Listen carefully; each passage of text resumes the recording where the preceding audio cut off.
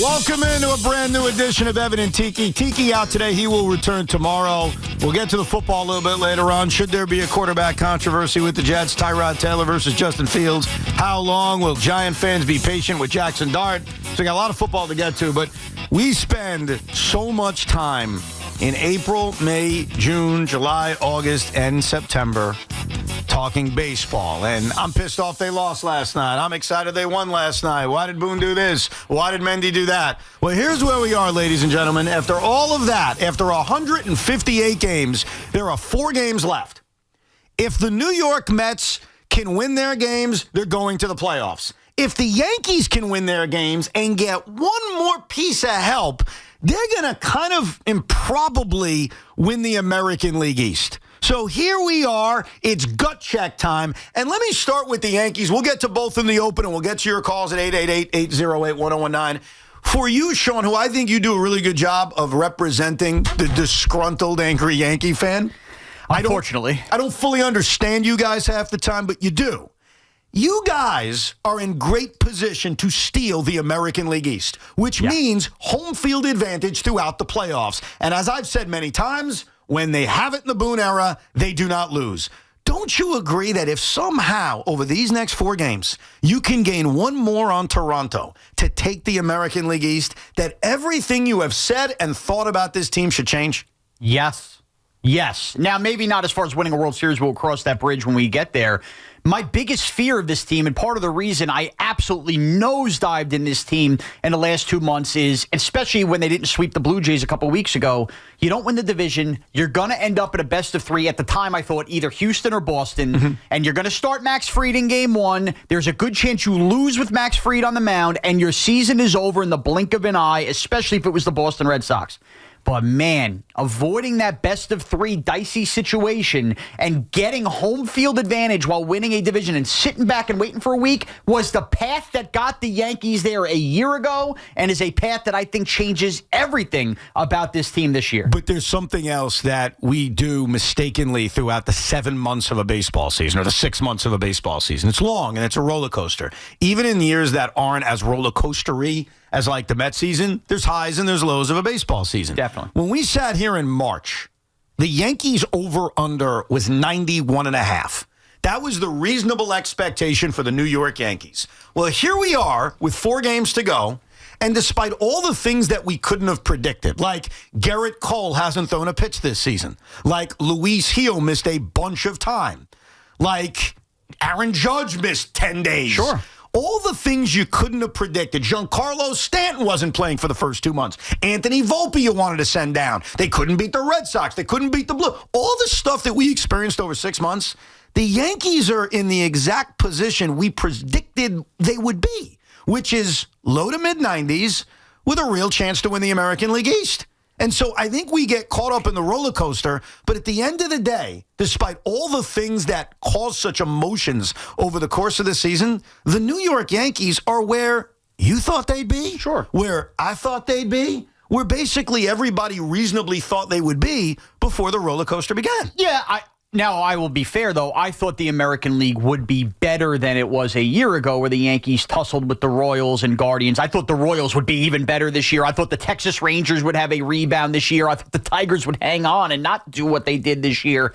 And a funny thing happened along the way. Evan ended up being right about the American League from the beginning of the year. Sorry, I couldn't hear you. Yeah, Evan was right about the American League. So while it is fine to be a disgruntled, angry Yankee fan and not believe in the actual team as itself, unfortunately, all you could do was grade them amongst their peers. How many 2 years ago we did the peer tier thing in the NFL? And the peer tier tells you that this Yankee team, as we sit with 4 games left to go and now seeing another Blue Jay loss last night, man, if they could close this and avoid that dicey best of 3, low to mid-90s maybe where we thought they were going to be, but they're going to be better projected through the postseason and set up that way. And also, another thing happened along the way with that Yankee team. You mentioned everything they didn't have. Trent Grisham stepped up and ended up becoming one of the most clutch players in baseball, and the numbers he put up was something nobody saw coming for the year. Look, we got here maybe not exactly the way we predicted it. Like, for example, I think if we were having this conversation in the middle of March, and we did, and we were figuring out how the Yankees were going to get to 91, 92, 93 wins, the outfielder who was going to put up those numbers was Jason Dominguez. Yeah. And it's disappointing he didn't. It's disappointing he's no longer really a starter on this team, but baseball has a funny way of working out. Mm-hmm. It turned out to be Trent Grisham. Right. But at the end, it could be Dominguez going forward. But for this year, absolutely. But at the Grisham forced the issue. At the end of the day, the Yankees are going to end up pretty much where we thought, which is, as in my opinion, the team to beat in the American League. They are right there in finishing the season with the best record in the American League. And where they deserve a ton of credit is, I know the White Sox are bad. All right, we get it. The Twins are bad. I get it. As you look around baseball, as you look around at Toronto and even the Mets struggles, all these other teams, the Astros, who, by the way, how they doing against the A's? I must have missed it. How they doing? How the Reds doing against the Pirates? I told you it was an old-timers team. Beating crappy teams is not easy. We act like it is. It's not. And to the Yankees' credit, they are beating them constantly. Now, they've got 4 more to go because they still need to win these final 4 games, hope for a little bit of help. They can't get tripped up. And that almost feels like unfair. Like, you get tripped up in baseball. You don't beat the bad teams all the time. But to the Yankees' credit, they kind of have. They've destroyed the bad teams. And I think that there is credence to how important that is instead of just, well, it's the White Sox. Who cares? Look, you got to win these games. And the Yankees have done as good of a job beating the bad teams as anybody else. That's not fool's gold, Tommy. That's what you need to do to secure the number 1 seed in the league. And not everyone does it. No, and frankly, there were moments the last 2 nights where I thought the Yankees weren't going to do it. I mean, the night before where they need magic at the end, in the bottom of the 9th, where they were listless with their bats all night. And even last night, you load the bases in the first inning, you stranded. I thought they were dead in the water. You thought they were dead in the water against the White Sox? I've seen enough Yankee games to know when you strand the bases loaded like that, but they, boom, King Judge rises and the whole thing happens. So they are finding ways to do it, and you have to give them credit for that. I do have an observation about the Chicago White Sox, and I want to be very careful with how I say this because I'm not accusing anybody of anything, okay? I want to make that very clear. So we live in a world in which players have been investigated for having FanDuel accounts or DraftKings accounts. And, that was weird. Like in the NBA, we've had the player prop scandals. See the Cleveland Guardians closer who hasn't been closing. Emmanuel Clase doesn't exist anymore. So this is unfortunate because I preface this with when somebody in baseball does something so bad over and over again, you start to wonder like, hey, do they have an account? Like, it does go through your mind. So now that I got that out of the way, now I'm going to rip someone for how bad they've looked. And it just makes you wonder, like, what the hell's going on? Are they this bad or is something going on? What's up with Michael Taylor? Michael Taylor didn't dive for a line drive on the Yankee walk-off, in which he should have. Everybody noticed that. Everyone who watched the game said, whoa, that's kind of weird. Yeah. And then last night, he slows up on a fly ball up the gap. I think it was the Jazz Chisholm hit. Yes. His at-bats are listless. He was 0 for 3 with 2 strikeouts. It's just, is he that bad or...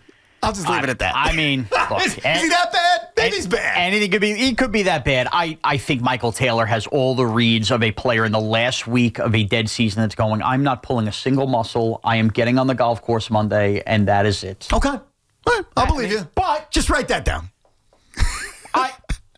Hard subject to change in this day and age in sports. No, I honestly don't think anything. It's just when you see bad performances now, and I think it's just the state of the world we live in. I mean, unfortunately, when you see bad performances, you're like, damn, that's weird.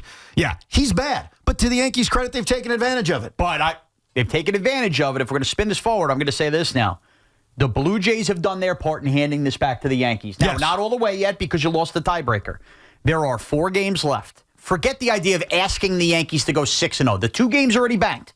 Look at this as a 4-game season. You've beaten all the bad teams. White Sox, 3 with the Orioles, all at home. You got to do your part now. You got to go 4-0. You're going to kill them if they lose one of these games? They're going to kill them. You're going to crush them. The division changes everything about this team. You are playing 4. It's 2 bad teams, but let's just say 4 games versus bad teams.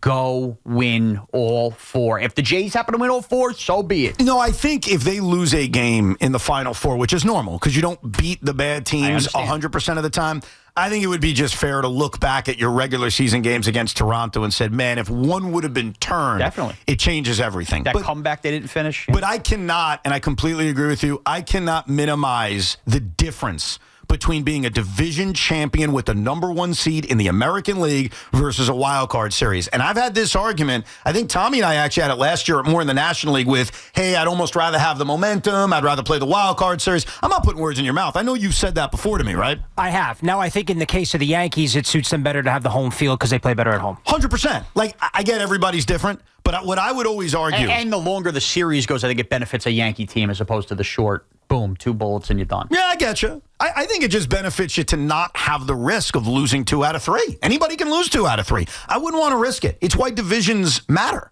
It's not the end-all, be-all. Clearly, we've seen that you can win the division and get knocked out immediately. I mean, it's happened a lot. I'm not saying it doesn't, but it is such a difference for this Yankee team and really for anybody to go right to the divisional series with home field versus playing 2 out of 3. Now, on the Mets side of things, the Mets had a weird night last night. They sucked. They lost. Jonah Tong was bad. Blah, blah, blah. Their defense was bad. The Mets basically continued to play the way they've played for the last 4 months. Except for that Tyrone Taylor throw earlier. That was a great throw by Tyrone Taylor. And the Francisco Alvarez had a 2-run home run. And Ryan Helsley looked good. Great. You found the positives. Can we move on now? Yes. What was weird about last night, and I'm going to do it throughout the day, is that the Reds and Diamondbacks games matter as much as the Mets games. That's just the facts now. We are at the nitty-gritty of this season. And I've said this a million times. There's nothing that can change the fact that the Mets have had a disastrous regular season. Okay? No matter what happens. Nope. They make the playoffs with 84 wins. I'm glad they made the playoffs. It was a disastrous regular season. So we've all accepted that.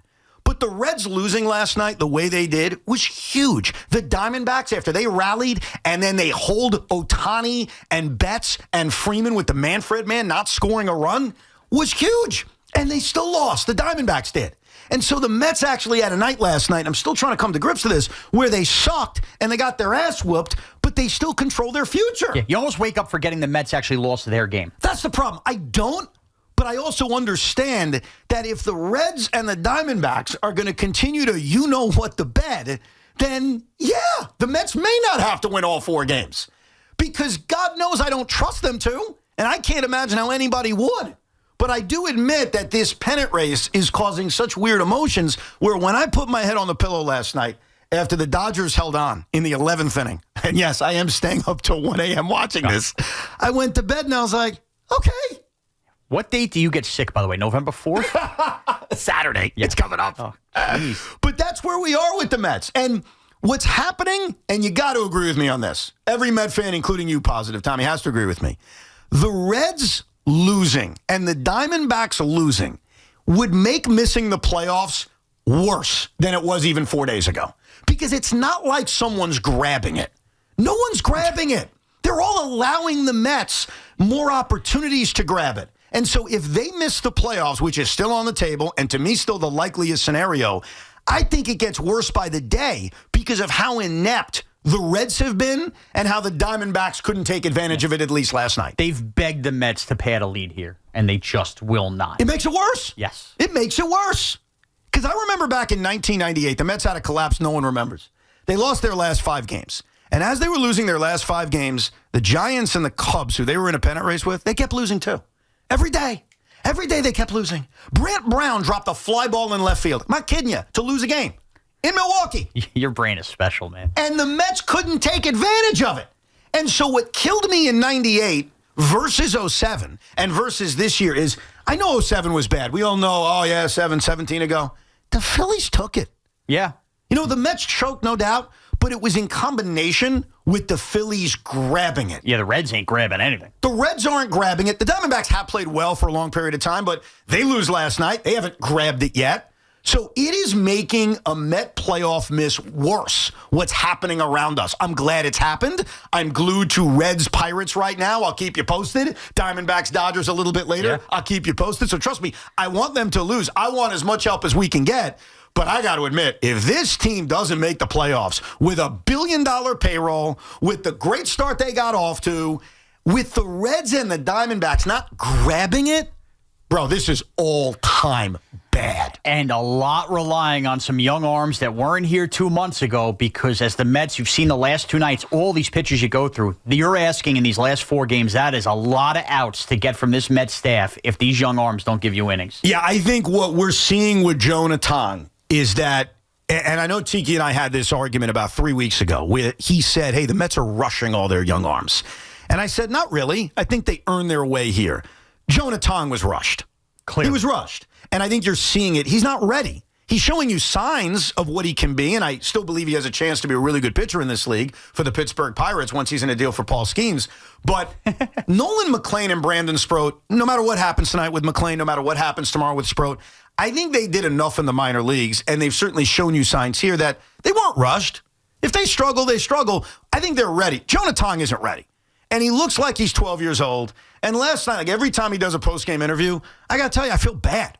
I look into his eyes and I say, boy, they really put you in a tough spot. Well, it's not his fault. I mean, it looks like Kodai Senga ain't coming here anytime soon the way he's been. And Sean Manai comes out of the pen and again looks hapless. So what are the Mets supposed to do with that? They don't have a lot of great options. Yesterday, late in the show, I brought up Kodai Senga, and Tiki said, what's the update on Kodai? And I said, well, the update on Kodai is he threw a bullpen. And Tiki said, how'd he do? I said, it's a bullpen. I don't know how he did. About 5 minutes later, Carlos Mendoza met the media and did something I was surprised by. He crapped on Kodai Senga. He did. He said, well, his velocity was down. There's some concerns about the heat, possibly causing fatigue. I mean, basically, the Mets are done with Kodai Senga. Let's just be honest. The heat causing fatigue. Dude, they're done with this guy. Like, this isn't me being done with the guy. I've liked Kodai Senga. Right. I've been encouraged by what I've seen. I understand that some fans are turned off because it seems like everything needs to be perfect. I'm not telling you my opinion. I'm reading the Mets' opinion. The Mets are done with this guy. He's not going to pitch the rest of this season, and you can mark my words, he's on a different team next year. That's the vibe I'm getting because they threw David Peterson out there 2 days ago. They threw a little child and Jonah Tong out there yesterday. Child? I feel bad. He's a man, but he just, during these post-game interviews, it feels like he's 14. He does. They don't want to throw Kodai Senga out there. Ask yourself why. They think he's done. Yeah. They don't think he can do anything. And considering the state of the Met rotation, doesn't that tell you how they feel about Kodai Senga? Yes, because they'd be dying to use somebody they've spent that much money on him right now in a pennant race, and they just can't trust them. Now, it does leave us with tonight, Evan. I know we're going to get to it more. If tonight is finally the night where Nolan McLean isn't the Nolan McLean he's been, where do Met fans sit on that? You get a little angst at the organization, or will there be some, hey, Nolan, you didn't show up for us here tonight? Look, I think that McLean and Sproat, and you're even seeing it with Tong, they're not taking the heat. The heat is the fact that they're in this situation. Like, Nolan McLean is allowed to have a bad start. Would tonight be horrible timing? Yes. Yeah, because you also might know the Reds and Diamondbacks have won by the time he takes them out. Absolutely. Like, I'm not denying that it would be terrible timing, but no, I think we as Met fans look at Nolan McLean and say, thank God he's here. Where would the Mets be if he wasn't? They'd be out of a playoff spot.